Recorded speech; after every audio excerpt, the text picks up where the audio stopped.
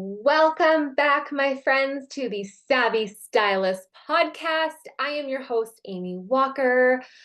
I am so excited for this conversation today because it has been coming up all over the place, especially in my own personal world.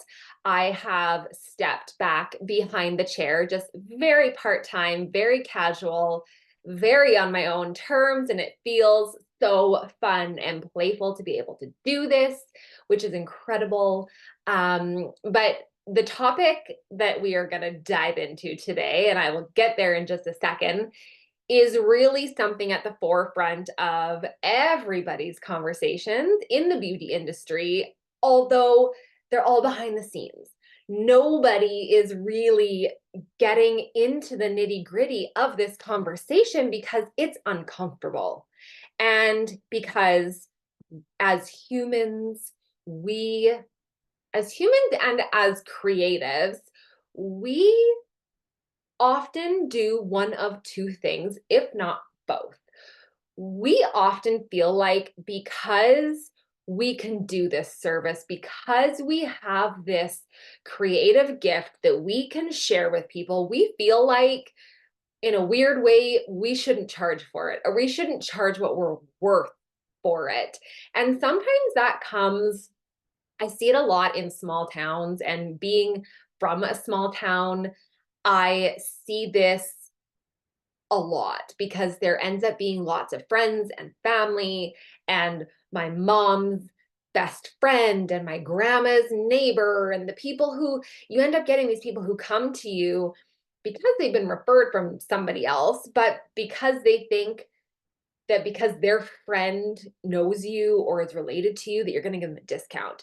So we fall into this pattern of I should give a discount. They're entitled to it. It is my obligation to.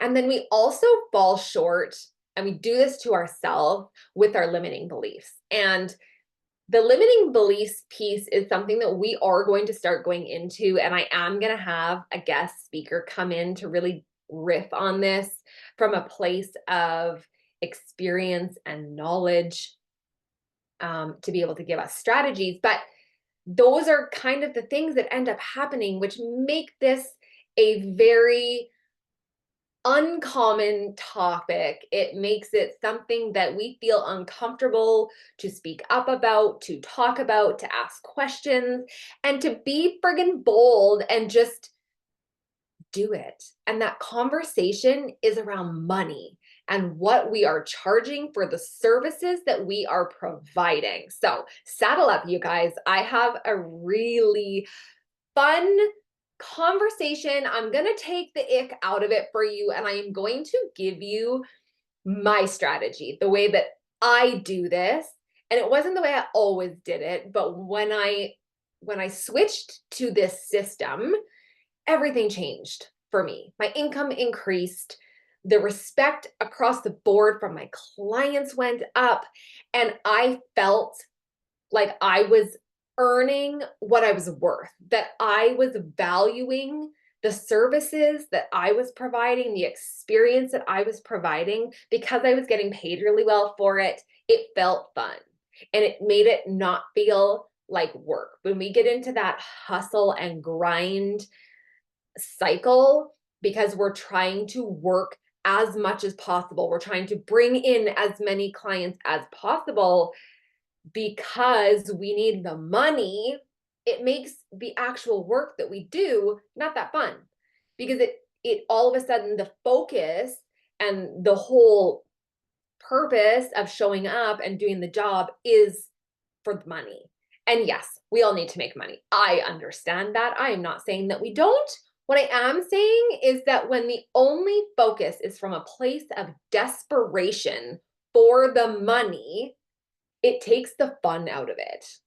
And this industry is so freaking fun. Yes, if you are in this industry and you are not having fun, we need to talk, because there is so much that this industry has to offer, and it should be fun, but it's not fun when you're not getting paid well for it. It's not fun when you are working yourself into the ground. It's not fun when you are burnt out because you are giving everything you have to so many clients every single day. It is not fun when you can't go home and still be your normal self. It is not fun when you cannot show up in your personal life because your professional life has drained you.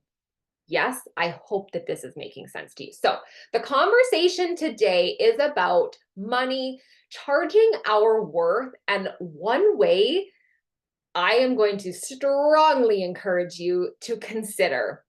Now, please just remember, as always, everything that I am sharing with you on this podcast is really about what's worked for me, my experiences and conversations that I have had with clients over the years of what's not working for them, tweaking things, taking the lessons out of it.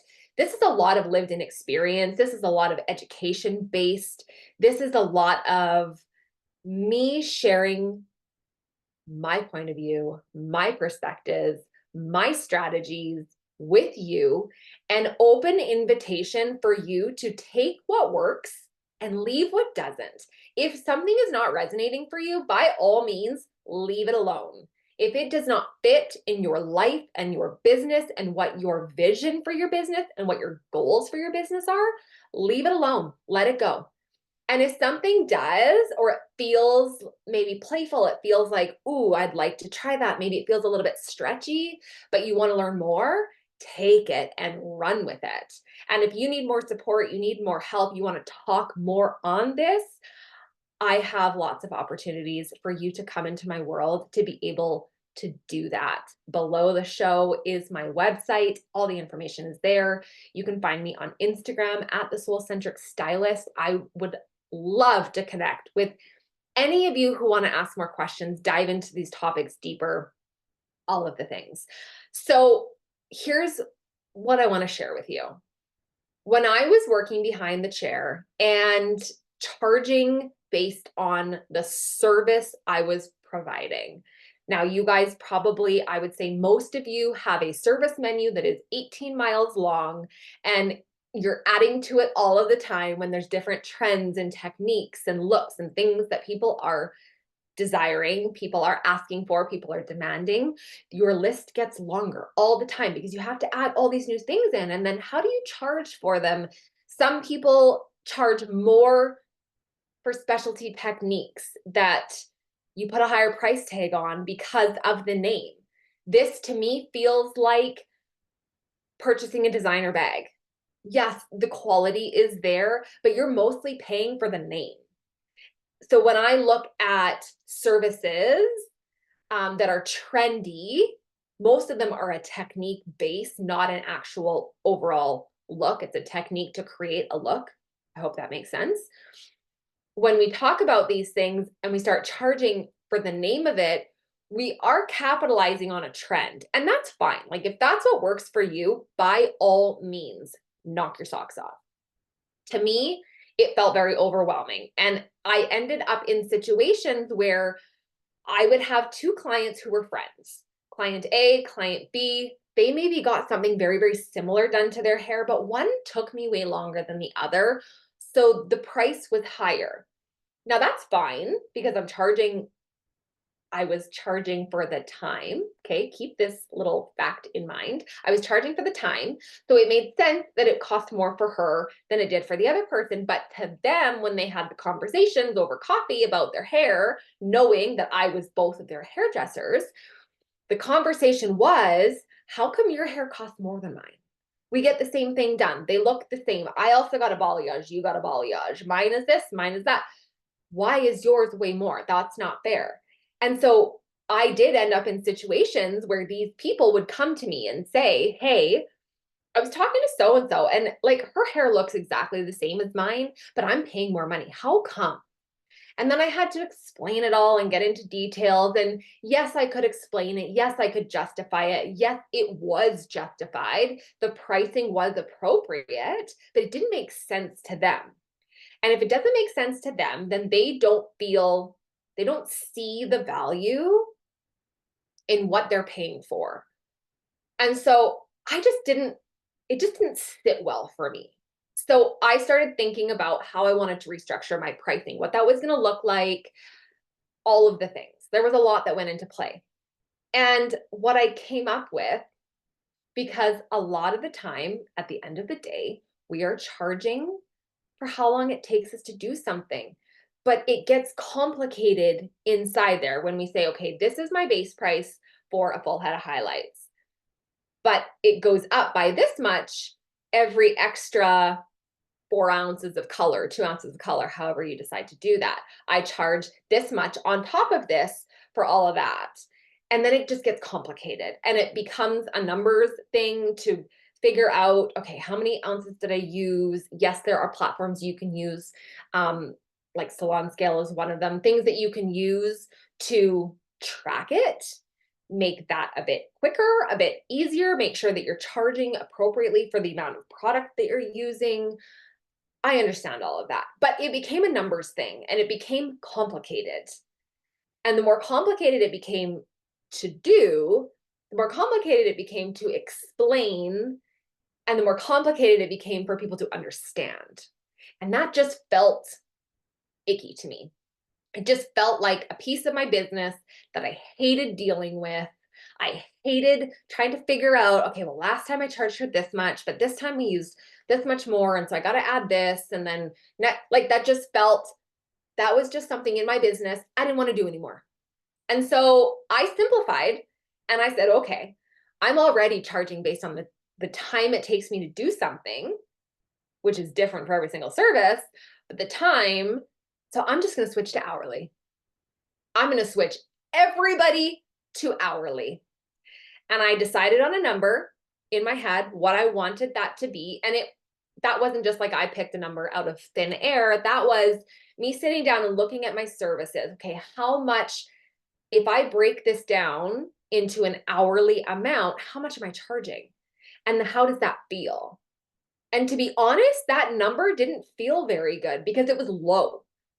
When I looked at what I was charging on an hourly amount to do the services, I realized very quickly I was not charging enough, that after all of my cost and my time that I was actually being compensated well for the job I was doing.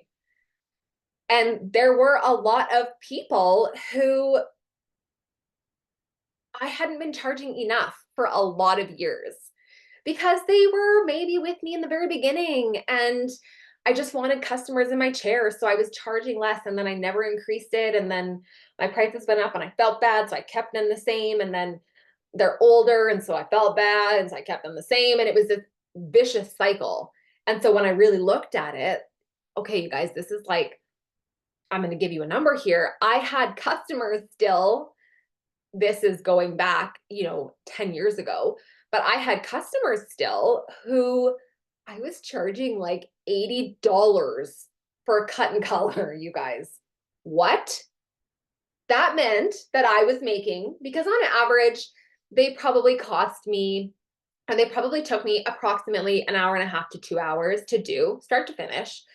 And I was charging them $80 because that's what I had always charged them. And I was too afraid to increase their prices. So I was getting $40 an hour minus my product, minus my overhead, all of the things. I was literally making like no money doing this. And I thought, oh my God, this is insane. I have got to stop. This is like enough. No more. I can't do this. This is ridiculous. This is why I am not feeling good about my job. I'm not getting paid enough money. The wheels are spinning. So when I went to an hourly system, I looked at the average of what I was charging, what that broke down to at an hourly amount.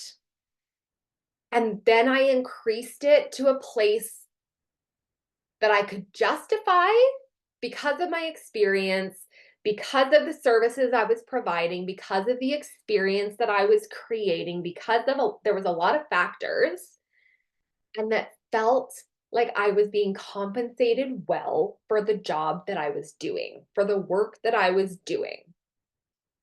And so I gave a bit of notice. I let all of my customers know. I gave them all one appointment. So a lot of times people say, okay, on this date, I'm switching it. That's fine. But I wanted to make sure that all of my guests had the opportunity to know that and hear that from me.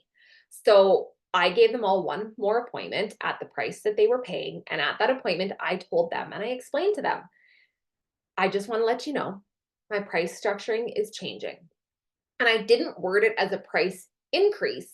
I worded it as a price restructuring.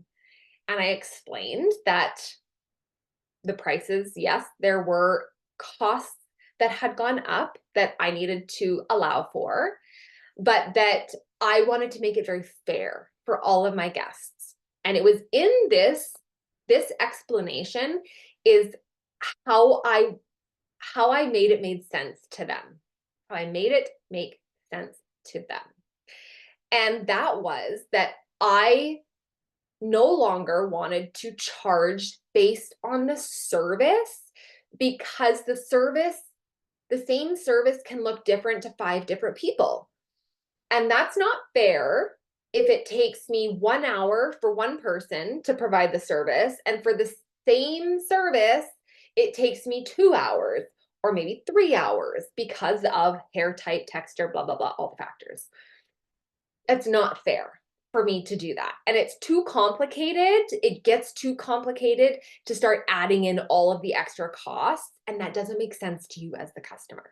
So I am switching to an hourly system where you are paying for the time you are in my chair, not for the service that you choose. So this allowed for a lot more freedom for people to say, even though it still might cost them more money, when they had the freedom to tell me whatever they wanted to do, and then I could tell them what the time was going to take, and then they could make a decision, that made more sense to them than me saying, okay, here's the base price, but if that takes longer, it's going to be this much extra. If I have to use more color, it's going to be this much extra. I base it off of, 6 ounces or 4 ounces at base, and then it goes up. It just got so complicated. So the moment that I told them that they were paying for the time in my chair, not the service I was providing, not a name attached to their style, it was like something clicked for them. They just got it. It made sense to them. And so then I said, at the time, I started at $90 an hour. So I said, for some of you, this might increase your price a little bit. For some of you, it's going to decrease your price a little bit, but it's fair. Then everybody is on the same page. It does not matter what we're doing. It matters how long you're here for. And they all got it. There was nobody, even my little old ladies who I was charging $80 for their cut and color service, which was ridiculous. None of them even blinked an eye. I didn't lose anybody. Not one. Because they all got it. It made sense to them, and they saw the value in what I was doing, the service that I was providing. They also knew that it was more of an experience to come and sit in my chair and have their hair done than it was they were not just another number. They were not just another person. I was not double booking over top of, unless, there's exceptions to that, but I was not double booking. Your time was your time. You were paying for your time in my chair. And they loved that. And so with this, my revenue, the amount of money that I was making, skyrocketed because I was not undervaluing myself anymore. I was not undercharging for the services I was providing anymore. And that felt fun.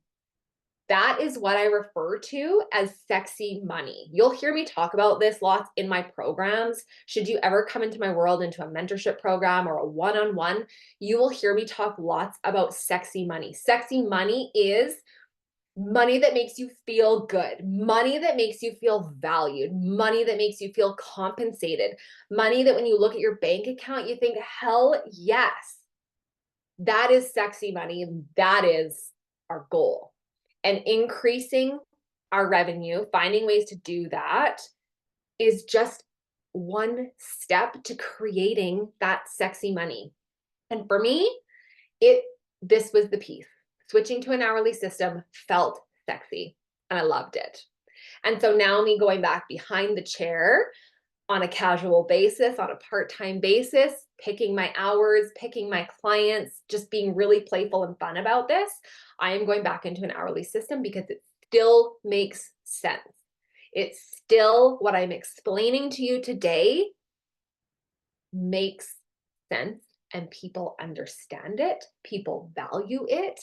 They know that I value them because I'm not trying to get money out of, I'm not trying to put a name on the service that I'm providing to be able to charge more, and they know it. I'm simply charging what I am worth for the time they are in my chair.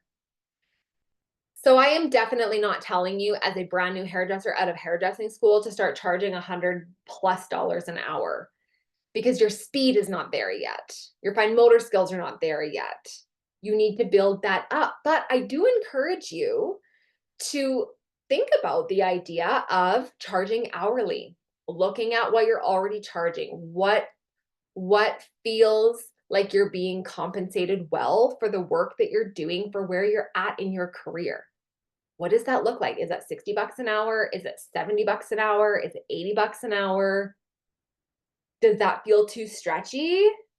If you're listening to this, wherever you're listening to this, whether it is on YouTube or on the Apple Podcast, on Instagram, wherever you are seeing this, wherever you are listening to this, if you're going, oh my gosh, Amy, that feels weird, that feels stretchy, that feels uncomfortable, I don't know, I want you to reach out to me personally. I want you to send me a message wherever you connect with me and let me know. I want to have this conversation with you because I think that the more I know that the more we can take the ick and the uncomfortable out of talking about money, out of charging what we're worth, out of being able to say, like, I am worth this.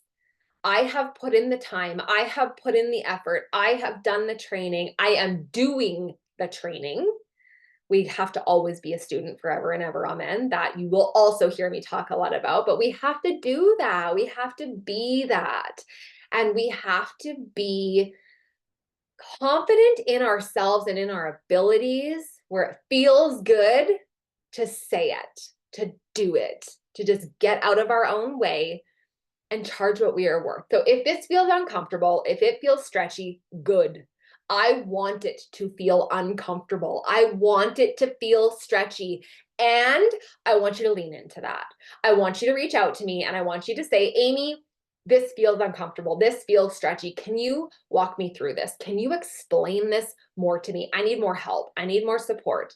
Because I will tell you, my friends, nothing grows in your comfort zone. There is no growth in comfort. And that's okay. Your comfort zone is a beautiful place. We all have our comfort zone. We all like to hang out there once in a while.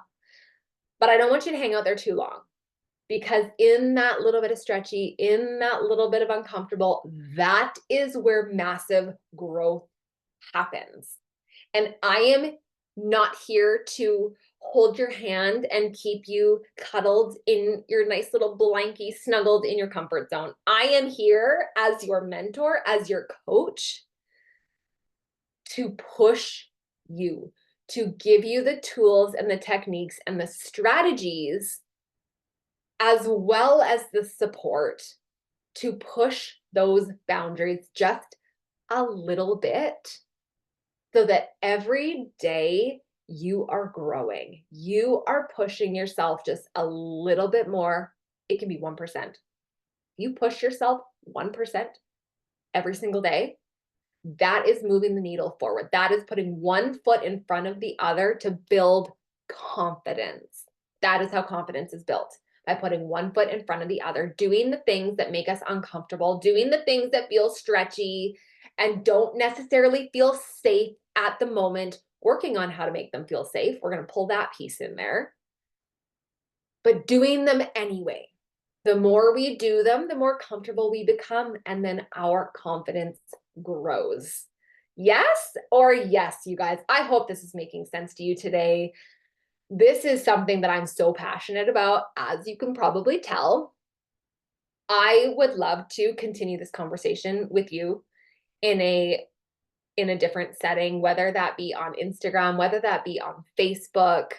I would love for you to get into my DMs. If you're listening to this episode, please share it with a friend, share it to your social medias, tag me at the Soul Centric Stylist so that I can celebrate you, that I can share your work, that I can lean in and see what's going on so we can connect, get into each other's worlds. This is what it's all about. This is the vibe. This is what I am here for, to connect with like-minded individuals in the beauty industry to help each other grow. That is what this platform is all about. It is about growth. It is about sexy money. It is about time freedom. It is about living a life that lights you the freak up, that you're so excited to show up for, and not burning out doing it, not burning out getting there, being supported, feeling supported, having strategies, you guys.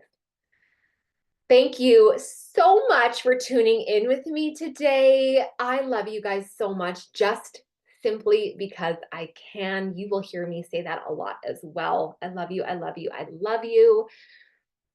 Next week, we are going to be diving into some limiting beliefs topics. I also am working on having some incredible guest speakers on this podcast. So please stay tuned for that. Please make sure that you're following along to get the drops. If you go to my website, thesoulcentricstylist.com, there is a free training on there that I would love for you to have. I would invite you to get downloaded. It is a 1-hour training on becoming fully booked. These are all just little ways that you can get a taste of the work that I do, what I bring to the table for you, and what the future looks like for you as a beauty industry professional.